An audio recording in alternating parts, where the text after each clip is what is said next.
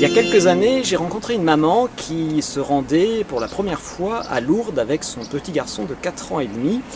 Et lorsque ce petit garçon est passé devant la grotte avec sa maman, ce petit garçon qui n'avait reçu aucune instruction religieuse a pointé du doigt la statue de Notre-Dame et a dit « c'est la maman de tous les hommes ». Et on dit que la vérité sort de la bouche des enfants, et bien manifestement l'Esprit Saint parlait à travers la bouche de cet enfant, car c'est effectivement vrai, Notre-Dame est la maman de tous les hommes, c'est un titre que nous lui donnons dans la litanie. Pourquoi alors les saints le confirment? Saint Padre Pio, lorsqu'on lui demandait qui est la Sainte Vierge, répondait les yeux baignés de larmes, mais c'est notre maman. Et lorsque Notre-Dame est apparue en 1531 à Mexico, à Juan Diego, elle s'est présentée comme la mère compatissante et la mère de tous les hommes. Sache que je suis la mère de tous les hommes. Et puis, ultimement, nous savons que le Christ sur la croix, en montrant Saint Jean à Marie, dit « Femme, voici ton fils » et à Saint Jean « Voici ta mère ». Marie est vraiment notre mère, la mère de tous les hommes. Si l'on cherche à connaître la raison profonde théologique de cette maternité universelle de Marie sur les hommes, Saint Louis-Marie de Montfort nous explique qu'en fait Marie est la mère du Christ total, c'est-à-dire qu'elle a enfanté bien sûr la tête, le Christ, mais également les membres que nous sommes. Et c'est pour ça que nous sommes les enfants de Marie. Alors c'est une vérité très consolante de savoir que la Sainte Vierge est notre maman, puisque l'on sait combien les mamans aiment leurs enfants. Le Saint curé d'Ars disait que le cœur de Marie est si tendre pour nous que les cœurs unis de toutes les mères de la terre ne sont en comparaison qu'un morceau de glace. Et pourtant on sait combien les mères aiment leurs enfants. Donc eh bien, la Sainte Vierge, elle va s'occuper de tout, de nous, elle va s'occuper de nos besoins, elle va notamment s'occuper de la grande affaire de notre vie, c'est-à-dire nous conduire au paradis.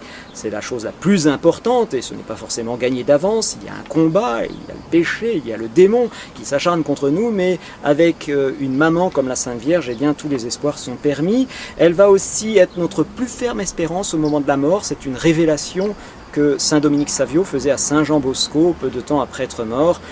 Saint Jean Bosco donc voit apparaître Saint Dominique Savio, lui demande quel a été au moment de la mort ton plus ferme soutien, et Saint Dominique Savio lui révèle que c'est d'avoir une tendre et profonde dévotion vers la Sainte Vierge tout au long de sa vie. Et puis notre maman du ciel va aussi s'occuper de choses parfois très terre à terre. On sait que la Sainte Vierge vient aider Sainte Catherine de Sienne à pétrir la pâte pour préparer son repas. Elle s'occupe aussi parfois de choses très banales. C'est dans la fondation de l'ordre de refondation de l'ordre des Dominicains au XIXe siècle. Le père Hyacinthe Besson, qui était un des premiers compagnons du père Lacordaire, était dans un couvent à Rome. Et dans ces premiers temps, eh bien, les moyens matériels font défaut. Et un jour, le syndic, c'est-à-dire celui qui est responsable des aspects matériels de la communauté, vient le trouver, lui disant « Eh bien, père, c'est une catastrophe, le boulanger ne veut plus nous livrer de pain. Cela fait plusieurs semaines que nous n'avons pas payé ses factures. » Et voilà. Alors le père Besson, qui est un homme qui a une grande confiance dans la Sainte Vierge, dit au syndic que la réclamation du boulanger est juste, vous devez la satisfaire. Eh bien, allez vous poser au pied de Notre-Dame dans la chapelle et restez là à la prier jusqu'à ce qu'on vous apporte le nécessaire. Donc, le père syndic, il va un peu dubitatif, il faut bien le reconnaître, mais au bout d'un quart d'heure, le portier vient lui taper sur l'épaule, le père, on vous demande au parloir, et une dame vient lui apporter la moitié de la somme de la facture qu'il devait au boulanger. Donc il est tout heureux, notre syndic, il va voir le père Besson en disant je pense que le syndic et le boulanger se contentera parfaitement de cette somme. Et le père Besson, qui est un homme de grande foi, lui dit croyez-vous que la Sainte Vierge va faire les choses à moitié? Et il retournait donc la prier. Effectivement, quelques instants après, il avait l'intégralité de la somme. Donc eh bien, nous voyons combien Marie est notre mère, elle veille sur nous, elle prend soin de nous, aimons-la comme on doit aimer sa maman. Sainte Thérèse de l'Enfant Jésus disait à une de ses amies, écrivait dans une lettre, qu'il ne fallait pas avoir peur de trop aimer la Sainte Vierge, nous ne l'aimerons jamais assez. Savez-vous quelle est la plus importante de toutes les apparitions mariales reconnues par l'Église? C'est sans aucun doute l'apparition de Notre-Dame à Fatima en 1917 au Portugal. Plusieurs indices, plusieurs signes nous montrent la chose. Tout d'abord, vous savez que les grands événements divins, Dieu les prépare. Or, l'apparition de Fatima est la seule qui a bénéficié d'apparitions angéliques durant les 2 années qui précèdent la venue de la Sainte Vierge, Dieu préparait le terrain par la venue de ses anges. On voit aussi l'importance de cette apparition à travers l'attention que les souverains pontifes, les papes successeurs de Saint-Pierre, vicaire du Christ, ont porté à l'attention de Fatima. C'est un fait assez exceptionnel que notamment des actes du magistère ont été directement inspirés par cette révélation privée, notamment la consécration du monde et de la Russie au cœur immaculé de Marie.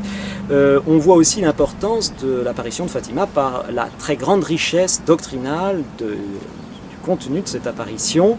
C'est un véritable catéchisme, si vous voulez bien vous remettre en tête les grandes vérités de notre foi. Lisez le récit de l'apparition de Fatima. C'est également Fatima des prophéties tout à fait extraordinaires, l'annonce de la fin de la Première Guerre mondiale, l'annonce de la Seconde Guerre mondiale, l'expansion du communisme aussi qui répandra ses erreurs et qui sèmera persécution, ce dont nous avons été témoins tout au long du XXe siècle. Et puis, l'apparition de Fatima jouit d'un miracle absolument exceptionnel et unique dans toute l'histoire des apparitions, le fameux miracle de la danse du soleil qui s'est produit le 13 octobre 1917. Toutes ces choses nous montrent que vraiment l'apparition de Fatima n'est pas banale. Dans tout le cycle des Mariophanies, le pape Saint Jean-Paul II disait que Fatima c'était la plus grande explosion de surnaturel dans l'histoire moderne. Alors, ce qui est intéressant, c'est de remarquer le titre sous lequel Notre-Dame s'est présentée à Fatima. Le 13 octobre, elle révèle enfin son nom, « Je suis Notre-Dame du Rosaire ». Et si donc cette apparition exceptionnelle est attachée au titre de Notre-Dame du Rosaire, c'est assurément que cette invocation est d'une grande importance. La Vierge, manifestement, veut attirer notre attention sur cette prière du Rosaire. Alors la prière du rosaire, pourquoi c'est une prière très importante? Tout d'abord, on le sait historiquement, c'est une prière qui a obtenu des grâces absolument inespérées. Par exemple, à l'origine de la fête de Notre-Dame du Rosaire, eh bien, il y a la bataille de Lépante en 1571, alors que la chrétienté est sur le point d'être envahie par l'Empire ottoman. Eh bien, le pape Saint Pie V demande à toutes les confréries du Rosaire de s'unir dans la prière pour pouvoir conjurer la menace. Et effectivement, cette bataille, a priori perdue d'avance, eh bien, va être remportée par la flotte chrétienne, très inférieure en nombre, face aux galères turques. C'est aussi une prière, donc, pas seulement pour les grands événements, importante pas seulement pour les grands événements sociaux, mais également pour obtenir des grâces particulières. La bienheureuse Marie Rivier, une fondatrice du XIXe siècle, disait qu'elle avait tout obtenu à coups de rosaire, et on sait que vraiment la Vierge Marie a une puissance d'intercession hors du commun. Saint Bernard l'appelait la toute-puissance d'intercession. Or, en priant le rosaire, eh bien, c'est Marie que nous prions, nous tournons vers Dieu avec la Sainte Vierge, et elle va intercéder pour nous auprès du Seigneur. On voit cette puissance d'intercession dans un épisode de la vie de Sainte Gemma Galgani. Sainte Gemma Galgani demande au Christ, qui lui apparaît, c'est une grande mystique, de convertir un franc-maçon. Et le Christ lui fait cette réponse peu engageante: il a trop amusé ma grâce.